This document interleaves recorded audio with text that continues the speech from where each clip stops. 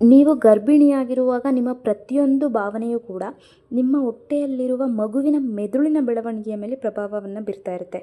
ಹೌದು, ನೀವು ಖುಷಿಯಾಗಿದ್ದರೆ ಮಗು ಕೂಡ ಹೊಟ್ಟೆ ಒಳಗೆ ಖುಷಿಯಾಗಿರುತ್ತೆ. ನೀವು ಹೆಚ್ಚು ಒತ್ತಡದಲ್ಲಿದ್ದರೆ ಅದು ಮಗುವಿಗೆ ಕೂಡ ತಲುಪುತ್ತೆ. ಇವತ್ತು ನಾವು ಗರ್ಭಾವಸ್ಥೆಯಲ್ಲಿ ತಾಯಿಯ ಮನಸ್ಥಿತಿ ಎಷ್ಟು ಮುಖ್ಯ ಅಂತ ತಿಳಿದುಕೊಳ್ಳೋಣ. ಕೊನೆಯವರೆಗೂ ನೋಡಿ, ಇದು ಪ್ರತಿಯೊಬ್ಬ ಗರ್ಭಿಣಿ ತಾಯಿಯೂ ತಿಳಿದುಕೊಳ್ಬೇಕಾಗಿರುವಂಥ ವಿಷಯ. ಗರ್ಭಾವಸ್ಥೆ ಅಂದರೆ ಕೇವಲ ದೇಹದ ಬದಲಾವಣೆ ಅಲ್ಲ, ಅದು ಮನಸ್ಸಿನ ಬದಲಾವಣೆ. ನಮ್ಮ ದೇಹದಲ್ಲಿ ಹಾರ್ಮೋನ್ಸ್ಗಳು ಚೇಂಜಸ್ ಆಗ್ತಾ ಹೋಗ್ತಿರುತ್ತೆ. ಆದರೆ ಅದಕ್ಕಿಂತ ಮುಖ್ಯವಾಗಿ ನಮ್ಮ ಭಾವನೆಗಳು ಮಗುವಿನ ಬೆಳವಣಿಗೆಯ ಮೇಲೆ ತುಂಬಾ ಪರಿಣಾಮ ಬೀರುತ್ತವೆ. Stress effect. ಗರ್ಭಿಣಿ ಇದ್ದಾಗ ಹೆಚ್ಚು ಸ್ಟ್ರೆಸ್ ಮಾಡಿಕೊಂಡ್ರೆ ದೇಹದಲ್ಲಿ ಕಾರ್ಟಿಸೋಲ್ ಅನ್ನೋ ಸ್ಟ್ರೆಸ್ ಹಾರ್ಮೋನ್ ಹೆಚ್ಚಾಗುತ್ತೆ. ಈ ಹಾರ್ಮೋನು ಪ್ಲಾಸೆಂಟಾ ಮೂಲಕ ಮಗುವಿಗೆ ತಲುಪುತ್ತೆ.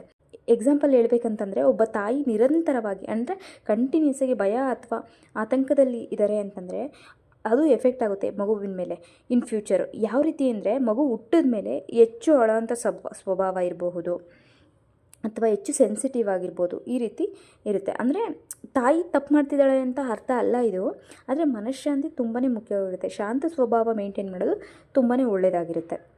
ಇನ್ನು ಹ್ಯಾಪಿನೆಸ್ ಎಫೆಕ್ಟು. ಅದೇ ರೀತಿ ತಾಯಿ ಸಂತೋಷವಾಗಿದ್ದರೆ ದೇಹದಲ್ಲಿ ಸೆರೋಟೋನಿನ್ ಮತ್ತು ಆಕ್ಸಿಟೋಸಿನ್ ಅಂತ 2 ಹಾರ್ಮೋನ್ಸ್ಗಳು, ಹ್ಯಾಪಿ ಹಾರ್ಮೋನ್ಸ್ಗಳು ಹೆಚ್ಚಾಗುತ್ತೆ. ಇದು ಮಗುವಿನ ನರಮಂಡಲದ ಮೇಲೆ ಬೆಳವಣಿಗೆಯನ್ನು ಬೆಂಬಲಿಸ್ತವೆ. ಎಕ್ಸಾಂಪಲ್ಲು, ತಾಯಿ ಸಂಗೀತ ಕೇಳಿದ್ರೆ, ಮಾತನಾಡಿದ್ರೆ, ಪ್ರೀತಿಯಿಂದ ಹೊಟ್ಟೆ ಮೇಲೆ ಕೈ ಇಟ್ಟು ಮಾತಾಡಿದ್ರೆ ಅದಕ್ಕೆ ರೆಸ್ಪಾಂಡ್ ಮಾಡುತ್ತೆ ಮಗು, ಕಿಕ್ ಮಾಡುತ್ತೆ. ಅದು ತಾಯಿ ಧ್ವನಿಯನ್ನು ಗುರುತಿಸಲು ಪ್ರಾರಂಭಿಸುತ್ತೆ. ಅದೇ ರೀತಿ talk to baby. After 5th months, ನೀವು 5 ತಿಂಗಳು ತುಂಬಿದ ನಂತರ ಮಗುವಿನ ಜೊತೆ ಮಾತಾಡ್ಬೋದು.